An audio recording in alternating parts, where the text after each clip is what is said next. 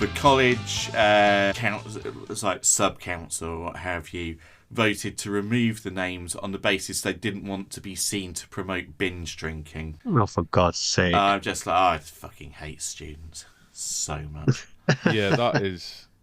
Your relationship with university is endlessly fascinating to me. We had very different experiences. In fact, I don't think anybody from Leeds Metropolitan University would ever vote to not be associated with binge drinking. But aside from that, like you seemed like I would have loved to have met you at university. Like when I was a fresh-faced... I was fucking cool at university. Yeah, I like as a fresh-faced, impressionable first year, I would have done whatever you told me. Whatever you told me. So did my girlfriend. Oh my God. Yeah. Oh my God. Yeah, we'd have been like private school gays at university, I think. What's The that pigs term would for not it? be safe. What's it? What it was? It's pugs, isn't it? It's puffs until graduation, I think, is the term that used to be used. Or is it lugs? Like there's like basically that term I've for like never lesbian until graduation, or gay until graduation, gug, which is I assume is a sound you make, or bug, bisexual until graduation. I used to describe primarily women of high school or college age who are assumed to be experimenting with or adopting a temporary lesbian or bisexual identity, but will ultimately adopt a heterosexual identity. Right. I didn't know that, but that sounds more like I think the term's like homophobic. Really, do you know that sounds very much like the blokey shitty way of being like, oh yeah, just you're having a mess about, and that's not actually who you are. Yeah, I found not so much my own experience, but I found it more hilarious that my best mate from uni, like someone that he dated in his first year, went on to become a lesbian. And I just put it down to him being a shitty boyfriend or something like that. But yeah, it's like how bad must you be that you'll just turn someone on to the other gender? So. Yeah, you do think that. Yeah, like I my ex like dated women for a bit when we broke up, and I was like, nice, you know you'll never get better than me. So you went for you know like That is one way to look at it. My wife is the opposite. She was only in relationships with women until she met me. I am her first male relationship, and we're married. Wow, nice. Yeah, did it. Nice. Did it, boys. We did it. I'm trying to figure out. It's like two truths and a lie with you, because the first time like you ever mentioned your wife, you went on for days and days about how she was a traveller, an Irish traveller, and I believed you until I met her, and she just and I was like, your voice sounds nothing like I expected. Am I bigoted? And then I brought it up with you, and you were like, no, I was just bullshitting you. Like... It's just that was for the sole punchline of the fact that I get my palms read every month. Right. That's the first time I'm hearing this punchline. It's a long con. Yeah, that's so the thing is that like you saying that, I'm afraid I'm gonna have to ask your wife next time I see her. Just be like, so we're back on solids. Is that right? That can't be homophobic. I love women. I think I've mentioned this before, that I do worry, like as a white bloke, I'm like, am I racist? Like, am I homophobic without meaning to? And then all of my friends and they're like, no, in fact, Chris, you've probably got one of the more diverse friend groups of anyone we know. And I think that's where the comfort comes from to say these things, which is nice. It's nice. I think I've said it before, right? I think true equality is just kind of a shrug and then making a joke anyway, rather than making a big deal out of everything. Yeah. Yeah, it's all happening in the background and not actually acknowledging anything. That's the way it should be, I think. Yeah, sweep it under the rug. That was the joy of growing up in Leicester. It's just like, that black guy's a wanker, that Asian guy's a wanker, that white guy's a wanker. Yeah. It's nothing to do with race, is it? No, that's true. We should edit and cut Ian saying that black guy's a wanker and just put it out as a 4-second long podcast. It's just going to be the only bit of this episode. But Nigel, put Nelson Mandela's face over it, and oh God, I'll do a shitty AI voiceover and be like, you won't believe what this podcaster has said. It's fine. We'll get like the other side. We'll get the right wing being with us in that case, and we can start a grift. So that'll be nice. We can start a GoFundMe and people will give us money if Ian gets cancelled. Yes. It's the way forward. We'll see how my Sunderland hosting goes down. Because, our very own Ian is hosting a comedy night with a night of lovely stand-up comedy on the 19th of April in Sunderland. So if you are a listener from the northeast of England, I do have to specify that one, please come down. It's Riley's Roundup, I believe. Yes, the Cunnyfunts present Riley's Roundup. Yeah, it is. It's our comedy group. It's the Cunnyfunts Collective, which was a placeholder name that has just stuck, which I think are always the best ones. Now for something completely different. Hello! We'll finally get there. Hello, guys. We are the Think Tankards podcast. My name is Chris. My name is Ian. And my name's Nathan. And every week we bring a topic to the other two guys and we teach them about it. Now, when this episode is released, there will be 3 other episodes before this, which is the Scams episode, the Wars of the Roses episode, and the band The Shags episode. And we've all taken turns, and now we're back round to me. And what are we talking about today? Well, let me tell you. This one's a bit of a difficult one to pin down. It's a blend of northeast folklore, as in the northeast of England, with a particular tale called the Lambton Worm. But as I was going, I also found some incredible information about the northeast accent and the way it's evolved over time. And I want to talk a little bit about that. So the main focus of today really is the northeastern folklore. And we'll tell you a particular tale that shows off all the aspects of this. So if you like dragons, you're in for a treat. If you like folklore, you're in for a treat. If you like language, you're in for a treat. And if you don't like Sunderland, you're not in for a treat, because that's, unfortunately, that's where the story takes place. Soz. And recorded today of all days. Yes, Sunderland just won 2-1. We're going to talk about the tale of the Lambton Worm today in the north of England. But with us living in the northeast of England, I wanted to look back at the history and see what's happened of note in the northeast of England that we can get into from a folklore point of view. And it turns out there's quite a lot. The northeast of England is made up of several counties, but historically, this was the ancient kingdom of Northumbria. Not to be confused with the present-day county of Northumberland, which makes up part of what was Northumbria. And don't worry, I'll give you a geographic breakdown of it, right? So Huzzah. The kingdom of... Yeah, huzzah! The ancient kingdom of Northumbria really starts at the River Humber in the south and would encompass, York as well. But today we're going to look at, if I had to give it a geographic slant, when I'm talking about the northeast today, I'm really talking about the land between the River Tees in the south and the River Tweed in the north, right? So just... I've basically skipped York a bit, moved up to the next river along. From Humber, we get to the Tees. Oh, well, is it the Humber, then the Ouse, then the Tees, I think? We're big fans of rivers in England, aren't we? The Ouse goes through York. It does. And a bonus fact for anyone who's not familiar with ancient English, don't we have, is it the River Avon, which one of their words just means river? That's why there is more than one River Avon and more than one River Severn in the UK. It's absolutely fascinating. We love a river. So if you're looking at a map of England, look for the River Tees, then look for the River Tweed, and that slice all the way down between them is what we're going to talk about today, which is where we all live. We are in the northeast of England. Today, the ancient kingdom of Northumbria would roughly correspond to the counties of Durham, Tyne and Wear, and Northumberland. And we're going to focus on Tyne and Wear and a little bit of Durham. So does that make sense about where we're talking about today? Yeah. Yes. Cool. Then just to give you an idea of what we're going to talk about else, we're going to cover a dragon, and we're going to talk about the origins of them and why they're all over the place in our folklore. You wouldn't be able to move for dragons if the chronicles were to be believed. I'm also going to teach you about some absolute bullshit about the letter Y, and we're going to extensively discuss baboons. Now... Well, this is what?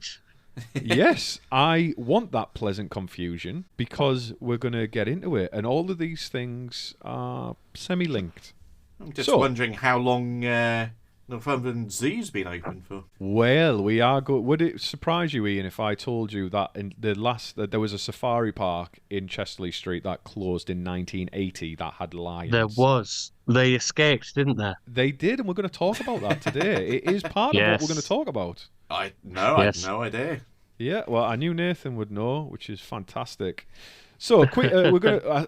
I've wrote in my notes, quick philology lesson. I forgot to go back and edit that part out, and I'm keeping it here because I want you to know I am a fool, and I lie to myself constantly. This won't be quick, and it will not be over quickly, but I will enjoy it. The word 300 reference. Oh, yes. I thought so. Yeah, all right, film buff. You were second after Nathan there. So the word Northumbria describes this part of the country where we live between roughly the years of 654 AD and 1066 AD, roughly. And we'll probably have other information, or as a ranked pro historian, he would also be like, well, it depends. Ian? Practicing historian. Qualified historian, not practicing. So I don't actually care. Fair dues. He's not getting paid, doesn't give a shit. Until we release our Patreon, then he'll be incentivized for it. So the word Northumbria derives even from the Old English Northumbre or North Anhimbre, which means, when you break it down, the people or the province north of the Humber. So Northumbria just means north of the River Humber. And that's but if I was to copy this into the chat, you would see my favourite letter that has ever existed. Are any of you gentlemen familiar with the thorn rune? No. Oh, well, gather round, people, because it is my favourite letter. It comes from, I first encountered it in Tolkien, but my love of it has spread out since then. The letter thorn, which I've pasted into the chat there, and for anyone who's listening along at home, the letter thorn, it looks like a P if you took the round bit of the P and put it in the middle of the stick. Yeah? That's exactly what it is. You draw a line down and you draw a little semicircle halfway down it. And that is the thorn rune, which represents the th sound, TH, th. And that is a letter that is defunct now in English, sadly. The only language that still uses it today is Icelandic. And they are, by default, certified ballers. So we all need to learn Icelandic now. Now, this letter originated from the rune Thurisaz, which means Thor, which is where we get Thursday from, right? That's where our name for Thursday comes from, is Thor's Day, and Friday is Freya's Day, Wednesday is Woden's Day, Odin, blah, blah, blah, blah, blah, right? I thought Thor's Day was just what Geordie's called Thursday anyway. I'm going on Thor's Day, man. I am not going to laugh at that, Nathan, because... because you are far more right than you think. And I will show you, and I hope that the reason I changed the direction of this episode was because what I'm about to teach you about blew my tits clean off. I no longer have tits. I blew them off by learning about all this. So I thought it was the Monjaro. If it means I can grow old and flabby but still grow old, I'll take them all day. That's all I'm saying. So, the thorn rune originated from the rune Thurisaz in Elder Futhark. And the Futhark is the oldest form of runic alphabets. So when you see, like Norse and stuff like that, that's these are runic alphabets, and the oldest one is Elder Futhark. Now, this alphabet was used by Germanic people during a period of about 500 to 600 years called the Great Migration. And this was after the fall of the Western Roman Empire, when basically the big empire is gone, so now everybody's moving around, doing stuff, and began establishing new kingdoms and stuff, right? It was a lot of movement. And the alphabet was used by Germanic peoples and Germanic tribes during all of this. And the language, as well as Elder Futhark, is also called Pan-Germanic Futhark. And the letter meant Thurs, which signified Thor, is where we get the Thursday from. It evolved, and then later in Anglo-Saxon, it was called Thorn, and in Scandinavian rune poems, it was also called Thorn or Thurs. And it represents the TH sound, right? And now we don't use it anymore. It went out as fashion. But I am about to drop a knowledge bomb here because I couldn't leave this shit out. You know, whenever we talk about history and like old styles of writing. And you've got those signs that say like ye olde shoppy or ye olde world and stuff like that. Mm-hmm. Nobody ever actually pronounced it as ye. It was never ye. It was always the. So when you see ye olde, it's just saying the old, because back then they still pronounced it as the old. It was never ever ye old or anything like that. And the reason being for that is early printers, like when the printing presses came out, they brought them over from Belgium and the Netherlands and stuff like that. They didn't have the key for the thorn rune, so they instead replaced it with the Y key because they had that, and to them it looked similar. So ye olde just means the old, and anyone who says ye is wrong but confident, much like Kanye. But it's never ever been pronounced as the ye sound. And in the first printing of the Kim Jong Bible, the King James Bible, the King Jong Il Bible. That's surprising. Yeah, well, he invented the hamburger. So in the first printing of the King James Bible, we saw the letter Y used as shorthand for the a lot. So ye is used, or what we would read as ye, is used for the. So passages like Job 1:9 and John 15:1, for example, use ye when actually in later versions of the Bible, it's just replaced with the. Which would explain the also the F's being substituted for S's, which led to a very good Vicar of Dibley joke, I seem to recall. Oh, I've not watched it for so long. It's a very comforting go-to-sleep program, which I absolutely love. Same as like Father Ted and stuff like that. I love Father Ted. Hey, but so now there's another one as well. So we know Y was used as TH because they didn't have the rune for it, right? We also see that the word that, THAT, was shorthand used in the Bible as it was represented in the Bible as the letters YT, that. So that, right? That's where it was. And in 2 Corinthians 13:7, the recorded use of that. But later, all of these were printed in more modern spellings, and they dropped the Y because they were like, right, it's confusing people. Let's just drop it. However, if you were to, I just want to clear this up. If you were to use the ye as a pronoun, it is pronounced as ye. So like ye all or y'all. Bloody right? Pronouns. I know, fucking confusing things. Ye, him. I know. Yeah. That's going to be my pronouns, ye, him. My pronouns are yeehaw. I'm a cowboy. So anyone using ye as a pronoun, you would pronounce it ye, but it actually came from Old English ye, where it was spelled with a G. So if you're talking about people in particular, ye used to be ye, well, G-E, but we pronounce it with ye. So that's just, it blew my mind. So all those times that we've been conditioned in films and what have you to read things as ye old, anybody from like that time period would be like, wow, I've come forward 1,000 years and these cunts can't read either. So they'd be like, wow, they're really dumb. They can't read. So, and I want to take another detour before I carry on with this, is that has evolved again now, massively. Now, we are living through another evolution of the bit of language, right? So we live in a world shaped by algorithms of online content, right? I think it's fairly widely accepted that algorithms have tech company algorithms have a disproportionate influence in our life. Would that be a fair thing to say? Yes. Yes, I would say so. So we are actually on the cut. I was at the cutting edge, I think, when I was one of the first people I knew in my life to start saying, I think our phone's listening to us so they can sell it, like they can provide us with adverts and stuff like that. And now, I've been, for the last couple of years, I've been talking about how algorithms are changing the language around us. So, for example, anyone listening to this, when was the last time you heard someone talk about suicide that wasn't on a non-monetized podcast like mine, for example, right? Or talk about really sensitive topics like rape or sexual assault or murder, stuff like that, right?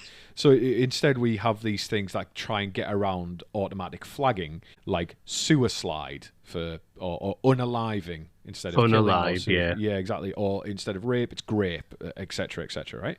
We are now seeing that again The initial publisher, the initial printers of the King James Bible would have loved this, because YT is no longer a shorthand word for that, as it would have been in the medieval period. In modern days, and perhaps only the last few years I've noticed this, but it might have been a bit longer, YT is now internet slang for white people, and it's a way to get around content flagging. Ooh. So I just wanted to draw parallels. It's the same letters, hundreds of years apart, but are now being used for completely different things.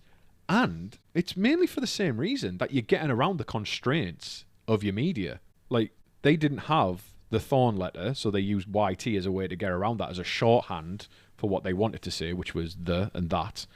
And YT now is a shorthand word for white people to get around content flagging. Once again, sorry to interrupt, but once again, a YT is something I know about Geordie slang of you've smoked way too much weed. And now your head is wrapped around a toilet and you're on a whitey. Yes, spelled differently though. I'm talking about just the two letters, but I'm very intimately familiar with a whitey. It is one of my favourite things to do. When I was younger, I'd be like, first joint, I'm going to be sick. And then after that, you were fine. You were like, right, I can carry on now. Like sometimes. So we called it a whitey, but then when I went to live in Leeds, it was called a tactical chunder. No, that's a different thing. A tactical chunder is where you're sick for the purpose of keeping more drink or drugs down. But a whitey is when your face goes white, and that is you done for the night when you run a whitey, from what I know anyway. Right. Very interesting. Different implementations of the same concept, I think. Yes. So that I wanted to get that out of the way. Spotify does automatic chapters, so you should be able to see what this part of the podcast is about. Because the next thing I'm going to talk about is the Northeast accent, which, me and Nathan broadly both have Northeastern accents to different degrees, but it's broadly recognisable as Northeastern, right? Mm-hmm. So, how would you... And I feel I've got my hands steepled like Morpheus in the fucking Matrix now. You're doing the manosphere pose. I am. How would you... I'm covering one eye as well. I'm in the Illuminati. I'm the shittest paid one in the Illuminati, but I am in it. They don't let me vote or anything, but like I make the tea for the guy who makes the coffees. You're the cook. You're the Illuminati in the cook chair. Yeah, I have to. I sit and I watch through. I watch the Eyes Wide Shut orgies through steepled hands. Now, how would you react if I told you that the Northeastern accents, plural, but let's treat it as one homogenous one. How would you react if I told you the Northeast accent is actually one of the closest things we've got to how early English used to sound? I would just start screaming the N-word at you. Surprise me. And that's in response to both Chris and Nathan. You would not believe the amount of racial slurs we have to cut out from Nathan's audio on every episode. I don't think so. I would. He is relentless with it. We would never, ever be able to run an advert on this podcast at any point in the future if I just left it in. He is very specifically hateful towards people I didn't know existed. Yeah, it was actually me during the BAFTAs. That was the worst episode of Punked ever. I did not enjoy it. So, going back, Northeastern accents are actually one of the closest things we've got to how early English used to sound. And it starts with the Old English in the Kingdom of Northumbria, where people spoke in a way that was more phonetic and guttural than it is today across the rest of Britain. But there are very, very recognisable words that were the same then as they are now. Words like hoose, tune, and child. So when the Vikings arrived, instead of replacing the language, they just kind of blended it in and added to it. So then we've still got regional uses of words like bairn for child, gan for going, and canny for pleasant, right? All those three words have got roots in Old Norse, whereas the previous three, hoose, tune, child, are all Old English, and we've just blended them. Then after the Norman conquest, Battle of Hastings and what have you, southern England, Ian's lot, shifted heavily under French influence, but the north, because we were more isolated, we didn't change as much. Then, to compound that, there was a thing called the Great Vowel Shift. And the Great Vowel Shift was this major change in English pronunciation between around 1400 and 1700, and it was a combination of things. where there was like, London was becoming more the cultural and economic centre of England around this time, like much, much more. And the London way of speaking, influenced by French and other, other stuff, started to carry prestige. So people would emulate that because that's what like posh people would sound like, right? That's what rich people would sound like. And that influenced how English developed broadly across the whole country. And received pronunciation. Yes, exactly. It was like refinement, right? But then we also had a time, around this time, long vowels were shifting upwards or broke into new sounds, right? So, hoose, with the oo sound, I think it's an umlaut. No, it's not an umlaut. What's that? There's a line. When you have a flat line across a letter, that's what hoose, tune, like team had, right? So, hoose became... From the flat oo became an ow sound, so you've got house from hoose. Team now became moved up in the way your mouth makes the sound, so now it's time. It's crazy, but the crazy thing is the Northeast, because we were isolated and we were like fucking stubborn, it didn't fully follow this shift. That's why we still have these things now.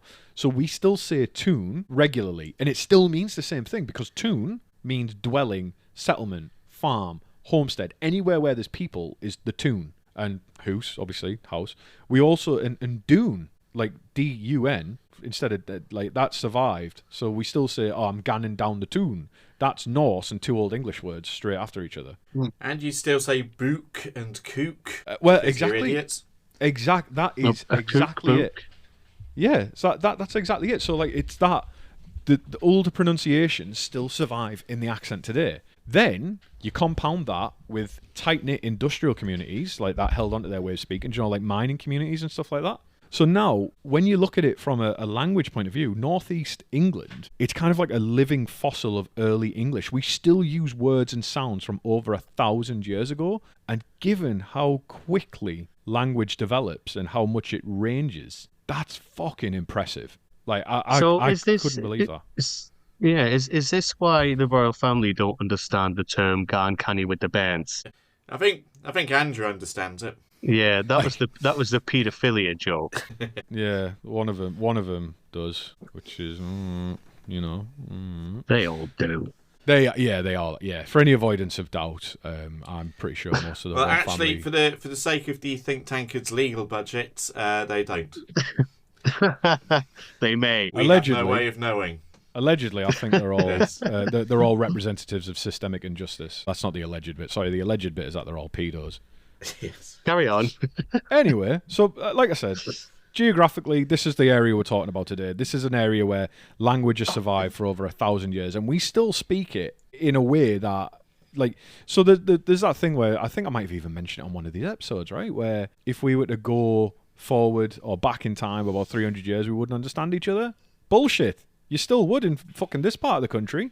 And this is amazing because something I couldn't cover today in this episode that I wanted to was the Durham, which are the dark dwarves of the Simonside Hills in Northumberland. And in Tolkien, a lot of his work is around language, but the dwarves in Lord of the Rings and stuff, they're still speaking the language that their language doesn't evolve at all. So they're still speaking pretty much the same language that was spoke when their race like first appeared. And it turns out that, you know, the area that gave the world the stories of the dark dwarves are also a lot more similar to Tolkien's dwarves than we ever thought, because our language barely fucking changes either. It's just... And the thing is as well, a lot of the shifts I was talking about in language across the rest of Britain happened because people were migrating, people were moving around, like communities were mixing and stuff like that. We still had that in the Northeast, obviously. Like, people still came here. I mean, Ian's an immigrant, and you know, yeah, apparently from the south. Yeah, I mean, Leicester's the Midlands, I know, but for the sake Mercia, if we're going all old kingdoms. Oh yeah, I like that. So yeah, we still survive. We survived the influx of languages, and then it got me wondering. This is Chris speculation, complete Chris speculation. I only know one person in my life, a person I was friends with years ago called Owen G. I won't dox him, but I don't talk to him anymore. But I do cherish his friendship dearly. I do that thing where I check up on him on social media. I'm like, you having a good life? Nice. Good on you, man. He is the only person in my life I know whose accent would change after being with someone for a few days. Everybody else I know from the Northeast, their accent has never shifted the entire times I've known them for their entire lives. Even people who have lived in other countries, in other parts of the country, or live there now, none of them their accents never shifted an iota, except Owen. There was a weird phenomenon in my school, and this was round about the time that Peter Kay's stand-up came out, and everyone started developing like Bolton accents, and it was really weird. Did they have certain thoughts on Italian food, perchance? Oh, I know. I was thinking, yes, garlic bread. That is what they did, but like there was certain people where they just took it so far that they just couldn't get out anymore. Right. And I still think it was later. This was like in our high school, so this was in like year 8, and it was. I remember bumping into this one lad who was really, really deep into it back when we were after college time. So we were about 19, 20, and he still had it. He still had this unusual Yorkshire twinge in his voice. It was so weird, man. I think about it often. Ooh, wouldn't that be Lancashire? We've just done Wars of the Roses. Bolton would be Lancashire. We've just done the Wars of the Roses. I'm bad at this shit, man. Sorry. Oh, yeah, man. Sorry. Fuck me. Jeez, we won't get anything wrong about the Shags, and you disrespect Ian like this. My bad. Good I Lord. do this a lot. Like whenever I say I'm going somewhere to this guy who's from Yorkshire, he's from Bradford. That one's right. And whenever I say I'm going somewhere, I'll say, "Oh, I'm heading towards Alton Towers this weekend in Yorkshire," and he'll go, "Fuck's sake, why do you think everywhere is in Yorkshire?" I tend to do this. But Yorkshire's massive, to be fair. I mean, I'm not going to. It is, but technically it's on the Derbyshire-Staffordshire border, is Alton Towers. Oh, yes, I know that. Is the Midlands. You know, well, I was looking at it on the map the other day when we discussed where we'd go to record an episode in person. We did, yes. Yeah, so I mean, for my part, I've lived in Newcastle since 2009. And my mum's side of the family are Geordies. It's like my maternal grandma would often say things to me and my siblings like, you canny chappy, and oh, you chickabiddies, you, and things like that. I still have no semblance of a Geordie accent whatsoever. So I don't know if I'm doing it out of spite, really. But yeah, I think it is. It's all an act. It needs to stay your act. If you suddenly came on stage with a full-on Geordie accent and started talking about rowing, yes, I don't think that it wouldn't hit well. Rowing. I'd be glassed. Yeah, you would be, by me. Yeah. Which is a verb in the northeast of England, for anyone wondering. It is. Yeah, I don't know. I don't know. Maybe it's shifts that are too small to see or what. But in general, the northeast has been far more resilient to language changes than I think elsewhere in the country. Feel free to challenge me on that. Any listeners, thinktankards@gmail.com. If you want to come at us, we're also now on Instagram. If you want to come and engage with us there, please do. Please also review it. We are. I set it up today. Yes, I did set it up today. I posted a reel, and I think I followed yous, but then I forgot to. I've sent a lot of messages to the group chat recently, so I didn't want to kind of overload it by just giving yous like pinging yous constantly with shit to look at. So I was just like, nah, we'll cover it later. It's just and a lot of the time as well. This comes from previous experience. Is sometimes you've got to register for the platforms you don't even really intend to use just to reserve the handle, because other people will take it and then start asking, like they'll start scamming. And if you're interested in how that works, go and listen to the first episode of the podcast.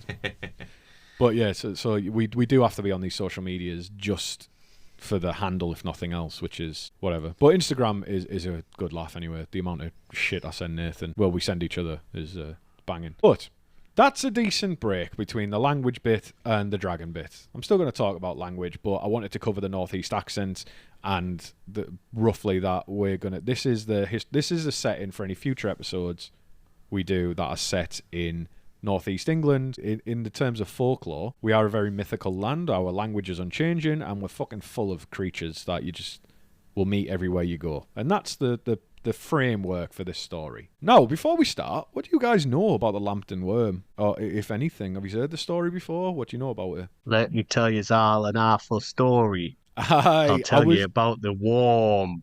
Aye, I've got that here. I've got the words here. I was gonna ask. I was gonna sing it at the end. I was gonna see if you want to sing it. To me, the Lambton Worm was a Wetherspoons pub in Sunderland, which I don't believe exists anymore. Good Lord, yeah. I hope it got burnt Rip. down. I'm aware it's a myth that is local to Sunderland, but curiosity has never got the better of me. Yeah, it's one of those ones where it really sits like right on the border because most of it takes place in and around Chesley Street. Other part of it, it's like in the Sunderland Durham border, pretty much. Like is it ostensibly the movie Tremors, but in Sunderland? Yeah, pretty much. Yeah, Okay. Just go and watch. If you can't be asked, just go and watch Tremors. Okay. That's pretty much. You can't be asked to listen to a podcast. Just go and watch Tremors. He caught an eel and he thought it was gay, basically. Yeah. It says, one Sunday morning, young Lambton went a-fishing in the weir and cast a fish upon his hook. He thought it looked very queer. Aye, But then he graduated from university and then stopped sticking it up his arse. Aye. Well, I'll tell you what then, Nathan. Do you have the poem? Do you want me to send you the poem? Do you want to read it out for us? And I'll tell have the story. poem. Have you got the full poem there, or do you want me to send it you? I've got the full poem here. Right. Well, Nathan is going to regale us in your best, full affected northeastern voice, please. So that because Oh God. one of the things is this is included in a folklore database. So this poem that Nathan's going to read is a ballad from 1867 by a guy called C.M. Lumain, and he put previously it had been an oral tradition, and then it was recorded and written down in a history book, which I'll come on to in a bit. But then he made it into a song, which I heard the music to earlier, which was lovely. But Nathan, would you like to take it away? Well, it obviously starts with wish lads had your gobs, I'll tell you it's all an awful story. Wish lads had your gobs, I'll tell you about the worm. And then that's all I'm going to do in a particular accent. But let's see, it says, one Sunday morn young Lambton went a-fishing in the weir, and catched a fish upon his hook he thought looked very queer. But whatten a kind of fish it was young Lambton couldn't tell. He wasn't fashed to carry it home, so he hoyed it in a well. Then wish lads had your gob, I tell you all an awful story. Wish lad had your gob, tell you about the worm. Now, Lambton felt inclined to gan and fight in foreign wars. He joined a troop of knights that cared for neither wounds or scars. And off he went to Palestine, where queer thing him befell. Now, that's a weird line, isn't it? It's an ancient conflict, man. Yeah, it is. It goes back. And very soon forgot about the queer worm in the well. Wish lads had your gobs, I'll tell you an awful story. Wish lads had your gobs, and I'll tell you about the worm. But the worm got fat and growed and growed and growed an awful size. He'd great big teeth, a great big gob, a great big googly eyes. And when at nights he crawled to pick up bits and news, if he felt dry upon the road, he milked a dozen coos. Wish lads had your gobs, I'll tell you all an awful story. Wish lads had your gobs, I'll tell you about the worm. This fearful worm would often feed on calves and lambs and sheep, and swallow little bairns alive when they laid down to sleep. And when he'd eaten all he could, and he had his fill, he crawled away and lapped his tail 7 times around Penshire Hill. Wish lads had your gobs, I'll tell you all an awful story. Wish lads had your gobs, I'll tell you about the worm. The news of this most awful worm and his queer garnets on soon crossed the seas, got to the ears of brave and bold Sir John. So home he came and catched the beast and cut him in 3 halves. That makes no fucking sense. And soon stopped his eating bairns and sheep and lambs and calves. Wish lads had your gobs, I'll tell you all an awful story. Wish lads had your gobs, I'll tell you about the worm. So now you know how all the folks on both sides of the weir lost lots of sheep and lots of sleep and lived in mortal fear. So let's have one to brave Sir John that kept the bairns from harm, save cows and calves by making halves of the famous Lambton Worm. Wish lads had your gobs, I'll tell you all an awful story. Wish lads had your gobs, I'll tell you about the worm. Now lads, I'll hold me gob, that's all I know about the story. of Sir John's clever job with the awful Lambton Worm. Round of applause. Golf clap for Nathan. Yes. Now, he did a fantastic job. That is the that's the ballad from 1867, which was about 20 years after this story was first recorded. And for anyone who's not bilingual, don't worry, I'll read you the proper English version of the story in a bit, and you'll have a little bit of a story time. And if anyone, now Nathan was merciful to our listeners, and he didn't give it in the proper affected accent, how it would have been sang, because he wanted just to understand it. But just to show you, it sounded something like, "And catch the fish upon his hook, he thought looked very queer." And that's the whole song. It sounds like that, and it's meant to be sang. When it is sung in that dialect. And that's the story of the Lambton Worm that we're going to talk about today. And it's as you might have guessed, given its size and the reference to worms and what have you, we're talking about it's a dragon, right? It's a dragon. And there are multiple dragons in the northeast. There are 3 that are very, very popular. The other one is the Sockburn worm, and the third one is about a princess in Northumberland who gets turned into a dragon, which is a really cool story that I'd want to cover separately. Now, this one, the Lambton Worm, and the Sockburn worm are said to have inspired Lewis Carroll, the Alice in Wonderland guy, to write the poem Jabberwocky, which is a nonsensical poem that is included in the book Through the Looking Glass, which I think is the sequel to Alice in Wonderland. Yes. I think so, yeah. So it was either the Sockburn worm or the Lambton worm or both of them. And in that poem, another language thing, right? In Jabberwocky, that is the first coined term of the word chortle. Yeah. Lewis Carroll made up that one. And interestingly, that wouldn't surprise me. Yeah, he coined a few. It's meant to be. It's a combination of like laugh and snort is the way he uses it, which obviously is a bit of a chortle. He also is incorrectly in that poem, incorrectly attributed with coining the word beamish, where he says the word beamish lads. That unfortunately is not true. He gets chortle, right, but he doesn't get beamish, because beamish is a corruption of an old French surname, and or an old English term which means where trees grow. So beam as in the beam of a tree, and ish as in many or from that people. So from the place where trees grow, right? But we'll not get into that one. Let's go back to the worm. A bit of history about dragons in the northeast of England is that ostensibly, from a historical point of view, they are seen to be representations of, or very much linked to, Viking attacks on England. That's pretty much where we get the first recorded one. It's in relation, the first recorded sighting, quote unquote, of a dragon is in relation to a Viking attack. And of course, the figureheads that Vikings had on their ships were usually dragons or similar figures, right? Yeah. And this is where I'm going to lean on Ian quite heavily to correct me and to rudely interrupt me and to shut up, idiot, historians talking. There is a document or a work called the National Chronicle. And this was the first recorded attempt to give a systematic year-by-year account of English history. Am I right so far, Ian? So far. And an intro from the British Library describes the document as follows.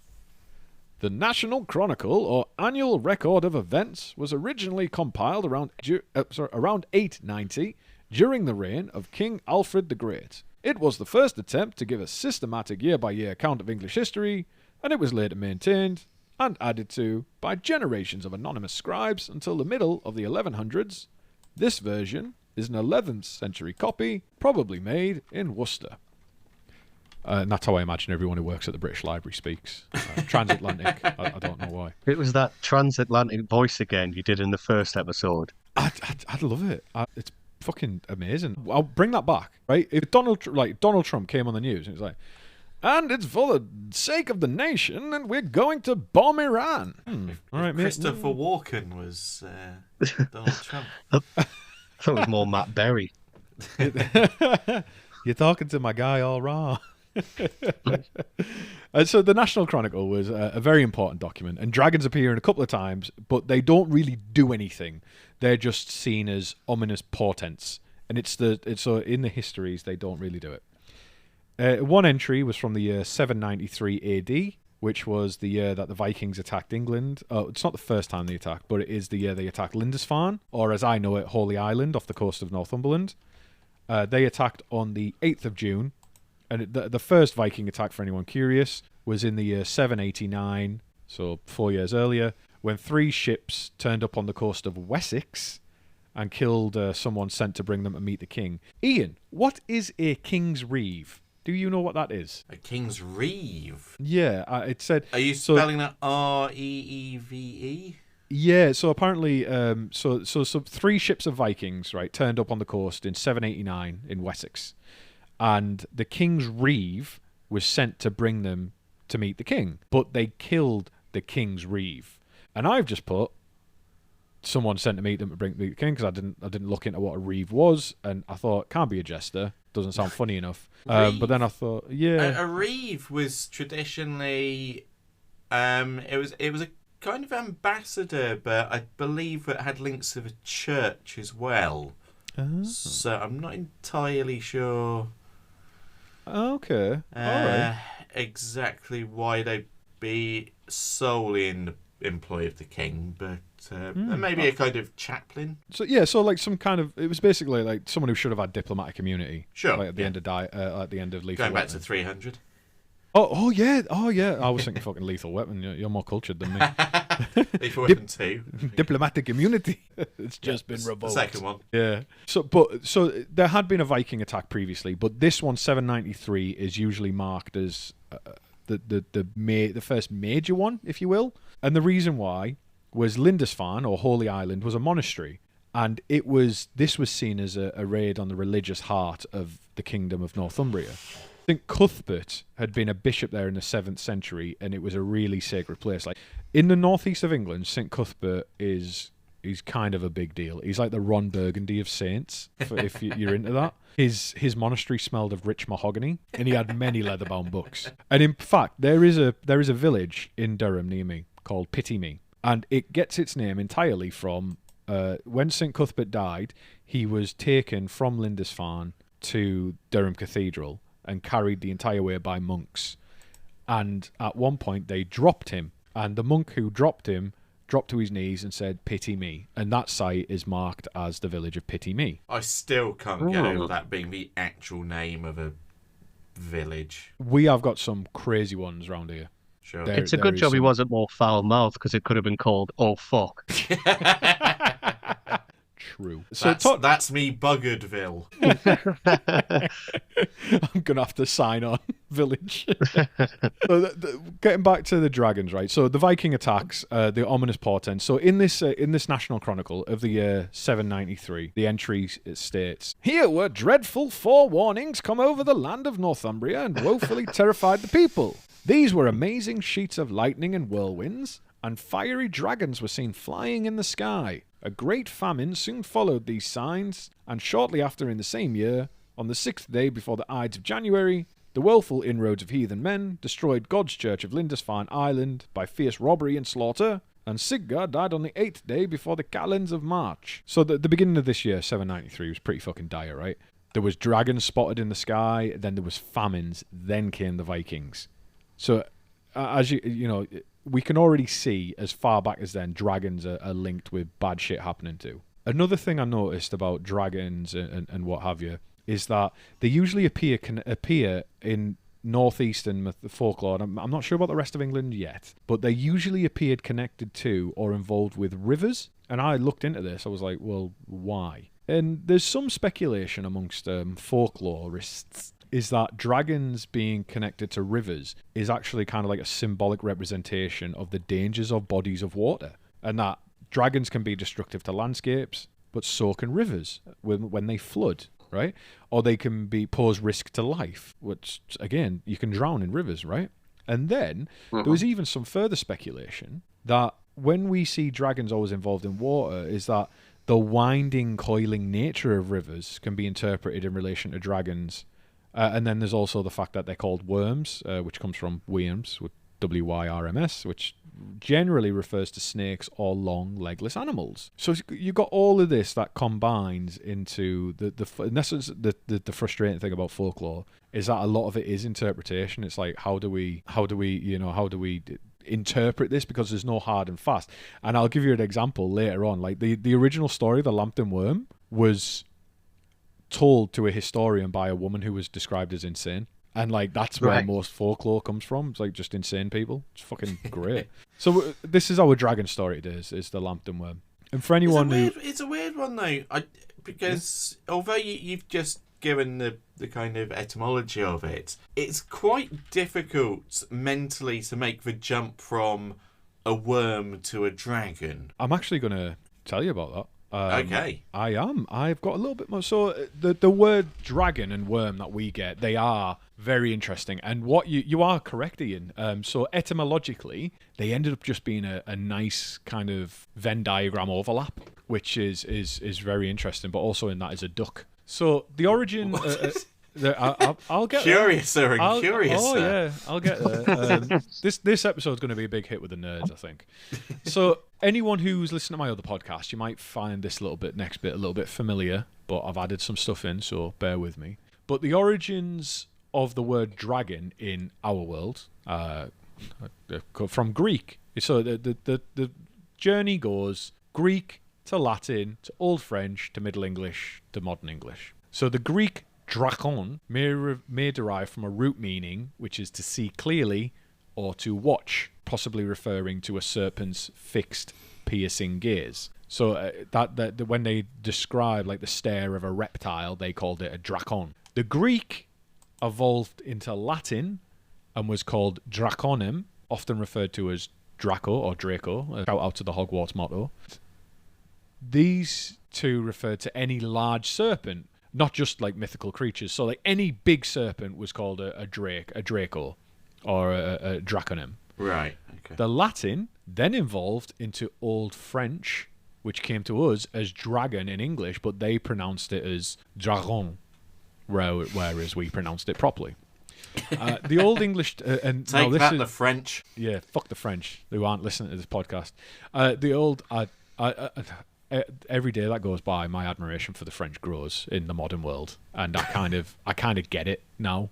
I'm like, yeah, maybe if we'd all been a bit more like the French, things wouldn't be as dire as they are. But then you've got the Old English term drake, which means man who texts underage girls. No, the Old English term drake means king of the ducks, but there is also the alternative Old English draka, which means huge serpent. So hang on. Does this also kind of explain Count Duckula as well? Go on, make your case. Draka, king of the ducks.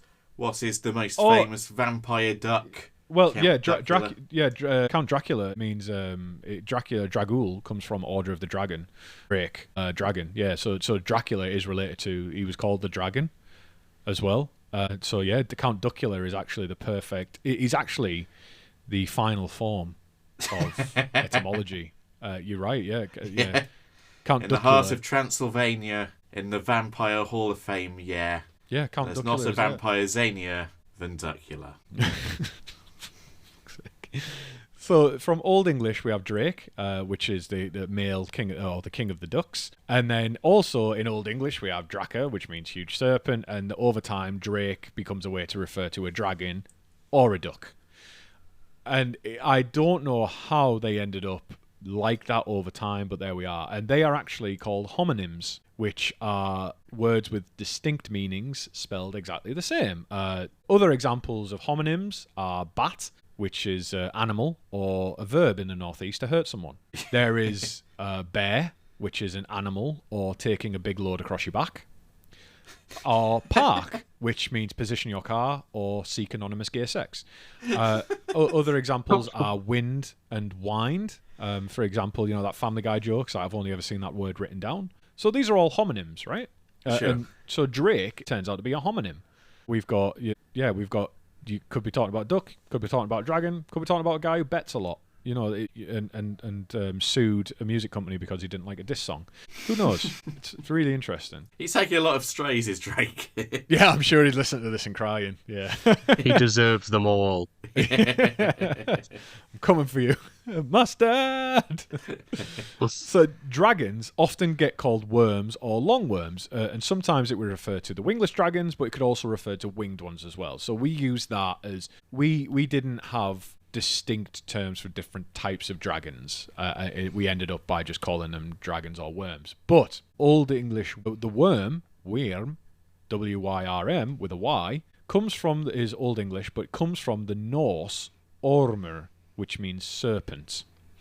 And this, again, it's any large serpent. And do you know I was saying earlier that the Old English would then take Norse influence and sometimes it would change it, but then sometimes it just got added in alongside it? This is one that got added in alongside it. So that, Ian, is why worm and dragon refer to the same creature, is because they're from two very distinct cultures that ended up meeting and fucking in England, but then went their separate ways and were like, yeah, we don't need to mix this. We'll just keep the words. Does that answer your question? I think it does. Yeah? Right. Okay. So let's get on with some of the actual history, right? Lambton Worm. And this is... There's two spots for the Lambton Worm. One is Fatfield, which is a hill in Fatfield called Worm Hill or Snake Hill or something. And the other one is Penshaw Hill. Now, I prefer to think it's Penshaw Hill because it's the hill that I can see from my house and pretty much anywhere in Durham, it feels like. Is Penshaw Hill the one that has the monument on it? It is. It is. And I like that because it's a very strange monument. And this monument is actually... It's a folly. Ooh, go on. What's that? Because it's not an actual historical monument proper. Mm-hmm. It is something some rich twats had built. And people now just pretend that it's something that's always been there and historic. You are correct. It was built in 1844 and was dedicated to the first Earl of Durham, who was a fella called John George Lambton, also known as Radical Jack. And it was for his political affiliations, but it was just literally called the Radicals. I thought it was like he'd done something like radical. Like he was like really good at skateboarding. I was going to say, yeah. He did a kickflip down the hill. Like, the whole wow. hill. That's rad. So yeah, this Penshaw monument, or atop Penshaw Hill, is a half-size replica of the Temple of Hephaestus in Athens. And it was just, it's a folly, like Ian said. It was just like, oh yeah, let's build that and dedicate it to him, which is just, it's like weird, but okay.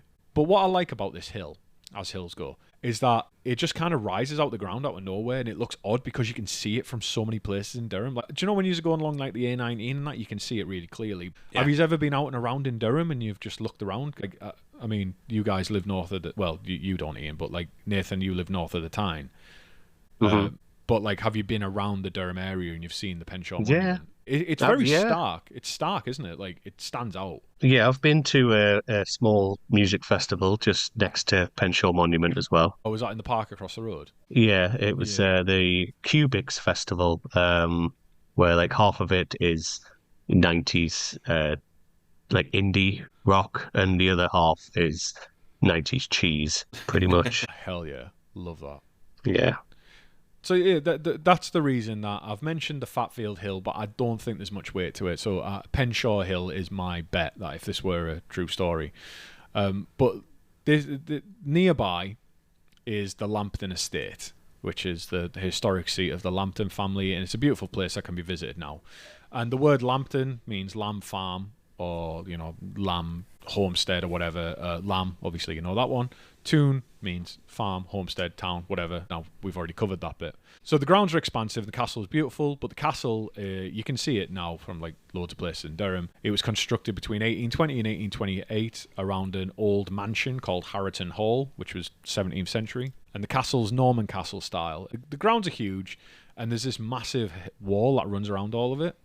But the biggest and maddest thing about the Lambton estate now and the Lambton family is that, apart from the curse, which I'm going to talk about, but there used to be a safari park on the grounds between 1972 and 1980, and it was called Lambton Lion Park, and it was a safari experience in Chesterley Street in northeast Durham, which is crazy, right? They had a pride of lions, they had elephants, they had monkeys, they had baboons, they had giraffes, and they had rhinos. Like, they had crazy shit.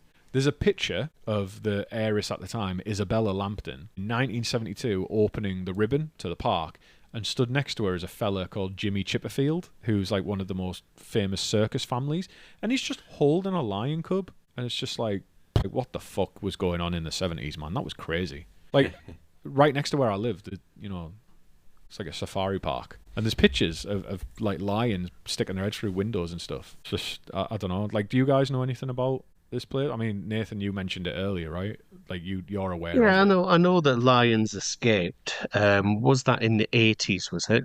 It shut in 1980, so in that 8 years, and there is multiple reports of it. And I'm going to tell you, I've got a lived experience. So I'm married, and my wife's auntie, called Anne, lived on the grounds.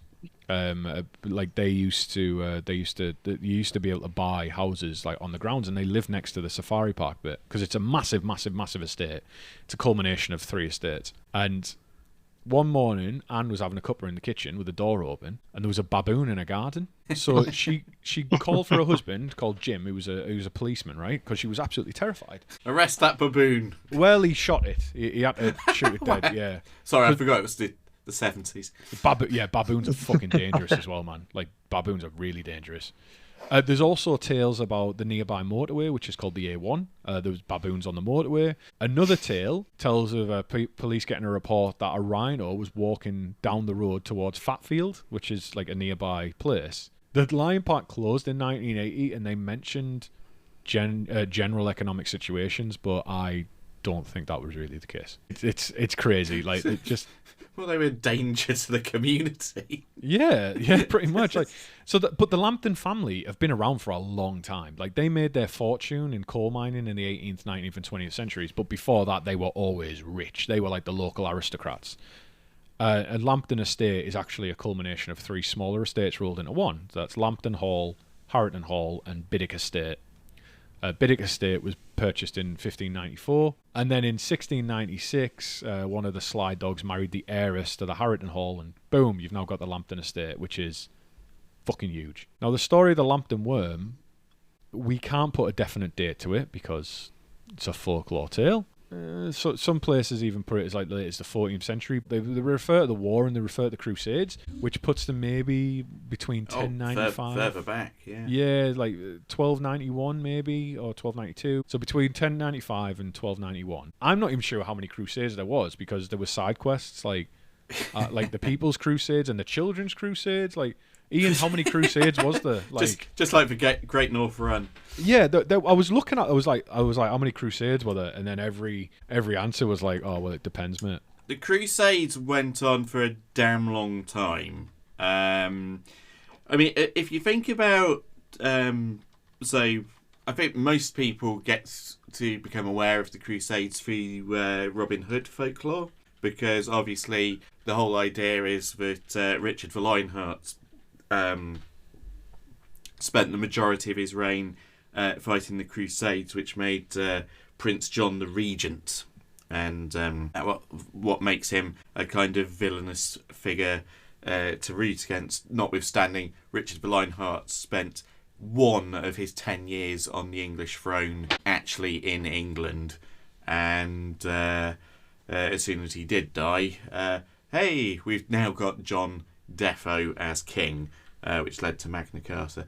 But so you're talking really as far back as like 1095. So within 30 years of the Norman conquest in 1066, and the Crusades went on and off until 1291, because the whole idea was for all of Christendom to unite against the rising surge of Muslims kind of encroaching into Europe, what was then known as the Ottoman Empire. So you're talking basically all of these crusades were happening in around like modern day Turkey, just to try and stop the kind of sweep of the Ottoman Empire, because who'd have thought it, large scale suspicion of Muslims, time is a flat circle. Yeah, Jesus Christ. Same as it ever was. Yeah, Same as it ever was. Wow. Same as it ever was.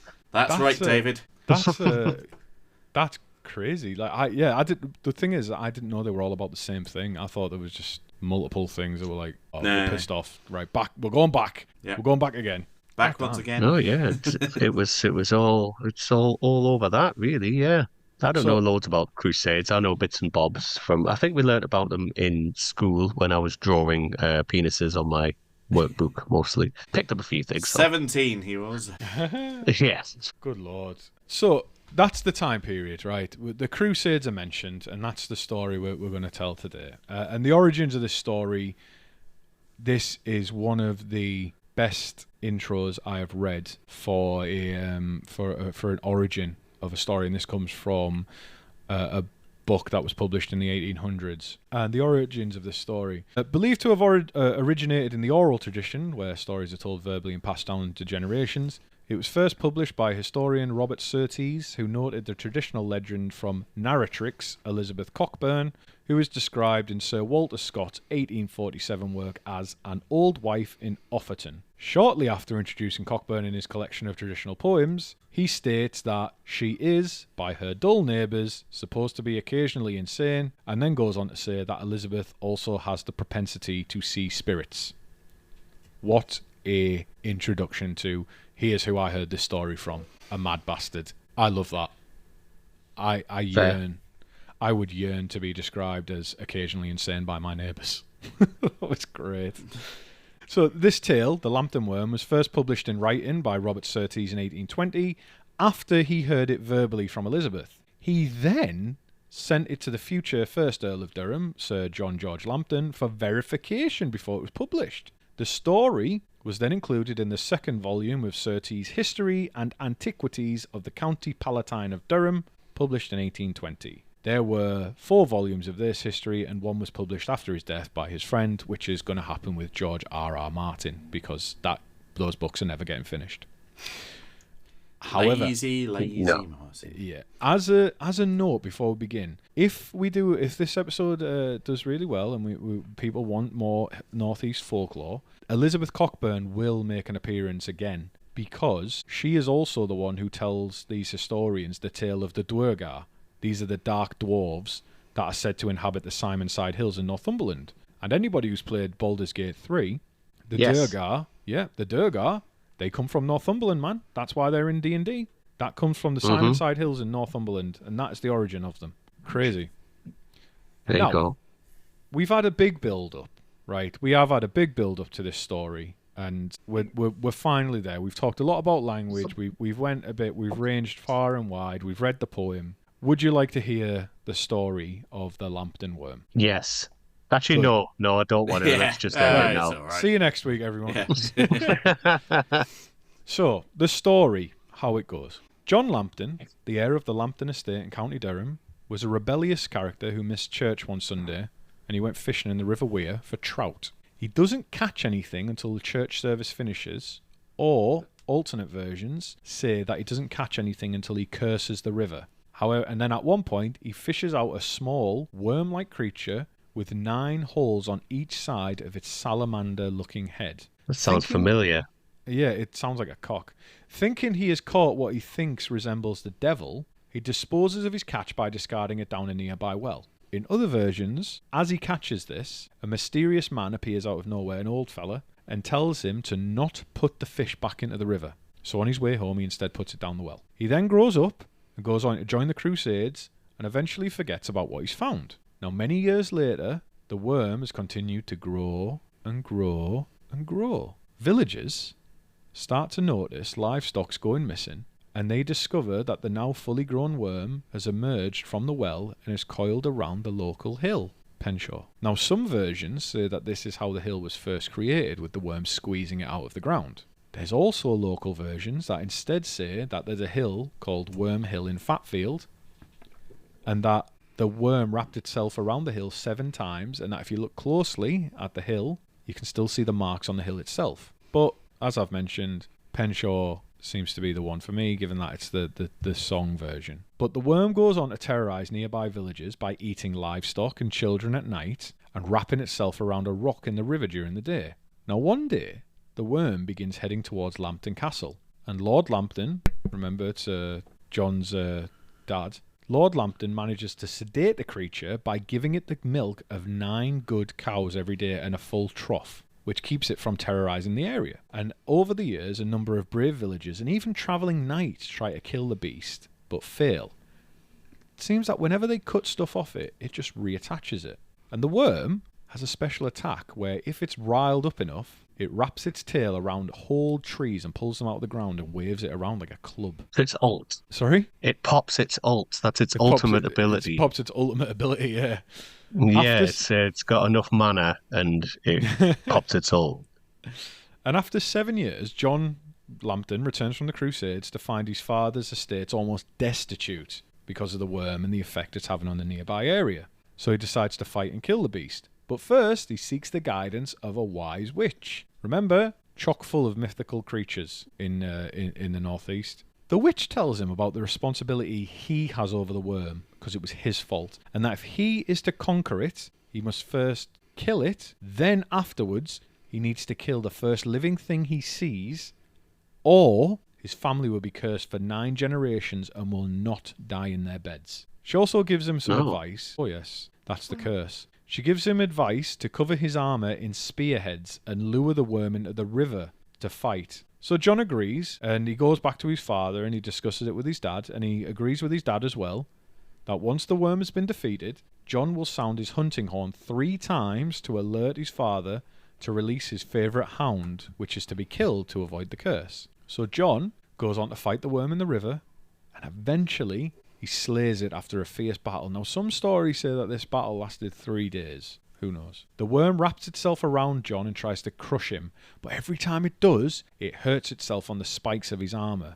And because they're standing in the river, every time a bit of the worm falls off, it washes away down the river so it can't reattach itself and heal. That does sound more snake/worm-like than it does dragon-like. Well, that's the thing. It's the size and the aggressiveness and the intelligence of it. Yeah. That it's and because it's our versions of dragons do tend to come from more like the Norse and Icelandic, like the Norse versions of it, because that's where we got them from. So eventually John kills the worm and sounds the horn, but unfortunately John's father is so excited that the beast is dead that he forgets to release the hound, and instead he rushes out to congratulate his son. And John can't bear to kill his dad, and so after they meet, he throws his sword away, and it's too late. But in some versions of the story, it's said that it's John grew up and had his own family, and that this is his son who comes out to meet him rather than his dad. But either way, he can't fulfill what he should do, and the curse is there for 9 generations now. And apparently, it's said that 9 generations of Lambtons are cursed, so they shall not die peacefully in their beds. And the curse seems to have held true for at least 3 generations, and I went and looked a bit more. So the first generation, Robert Lambton, apparently, drowned at Newrig. The second generation, Sir William Lambton, a colonel of foot, was killed at Marston Moor. The third generation, William Lambton, died in battle at Wakefield. Ninth, Henry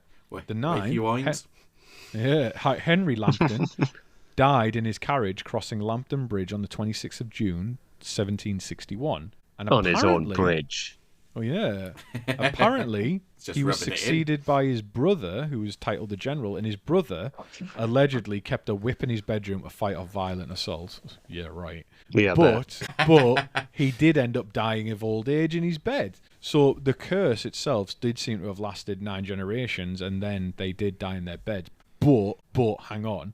The curse might have been over, but this family seems extraordinarily troubled. I went and looked, and they seem to have a lot of bad shit that happens to them, right? I'm not sure which generation this would be, but John George Lambton in 1840 had 3 daughters who predeceased him. And then his wife died a year later from a serious cold.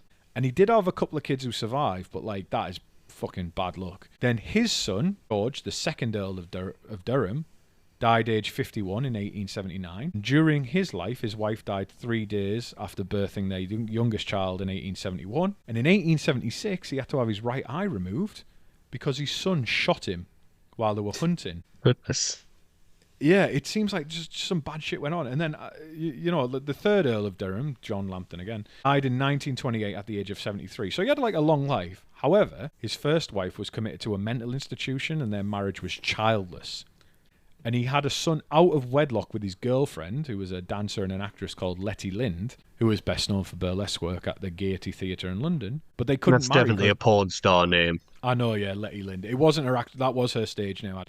It was. I didn't want to dox her. Poor lass. So they couldn't marry though, so they had to be out of wedlock because of his wife's illness prevented a divorce. So like it's just fucking crazy that like even after all that, like that family seemed to have extraordinarily bad luck, and it's crazy. Like, and I want to finish off with talking about some pop culture stuff. So Bram Stoker of Count Duckula fame wrote a novel and released a year before he died in 1911. I think he died in 1912. And he wrote a novel called The Lair of the White Worm, which is based loosely on this story. And that film was that book was turned into a film that was released in 1988. Yes. And have you seen it? With Hugh Grant. What? It's one of Hugh Grant's earliest roles. Oh, shit. But based off the Lambton Worm, then? My God. Yeah. That's crazy. And then the last bit I mentioned is that Lewis Carroll might have taken the legend of the worm into account when he wrote Jabberwocky, although it's more likely like a combination of dragons and other mythical creatures in the northeast of England. But that, my friends, is the story of the Lambton Worm, the story of the northeast accent, and the story of why the letter Y is bullshit. Right. Well, yes. Yeah, I know. They would have nothing left. Yeah, it's crazy. Like, I don't know. What do we think? Do we think it could have been right? Is that why Penshaw Hill's like that? Could have happened? Did we kill all the dragons and worms? No? No, I think he didn't catch anything and he just made up some bullshit. Did you catch any trout today? No, I didn't. But I caught this maca worm. And, where is it? I put it in the well. Right. I bet you did, mate. I bet you did. Well, we know because of language that's probably did. That was how he sounded. Right. I can't believe that Gannon Doon the Toon would make sense to someone living in like the 11th century just as much as it would to someone in Wetherspoons, which is yeah. Yeah. So there's other like I said, this was more of a framework episode where I wanted to give people a good understanding of a little slice of our corner of the world, right? There is other stories. There's Peg Powler, who is the hag of the River Tees, who's a fearsome beast, and her sister apparently is absolutely beautiful with stunning boobs. There's the Barghest, which is the big black dog that is an omen of death, which is I think might have been the influence for the Grimm that they talk about in like the third Harry Potter book. There was the Sockburn Worm. Yeah, there was the Sockburn Worm, which involves a magical sword that's held at Durham Cathedral still.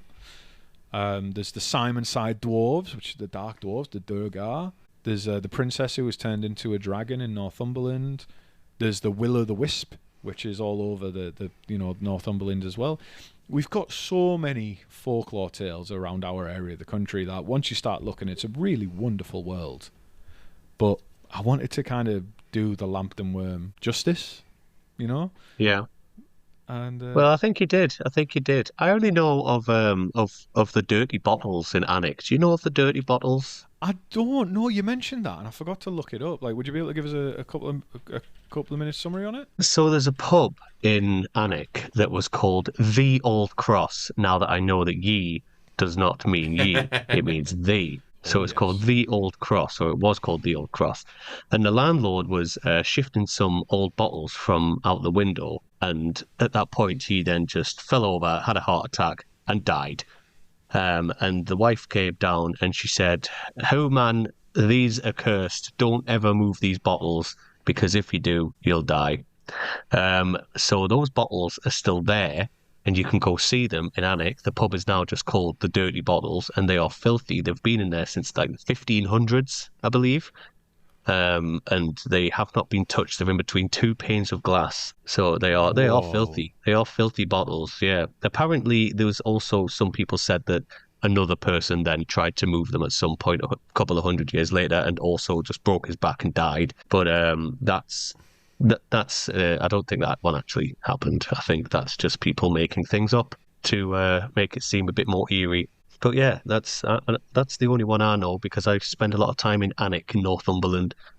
But yeah, you should go see it next time you go to Alnwick Castle. It's just on the main street. Absolutely. Well, I mean, if we were discussing, we'd like to do an episode about Chillingham Castle. So if we were to go there, we could probably stop on the way, right?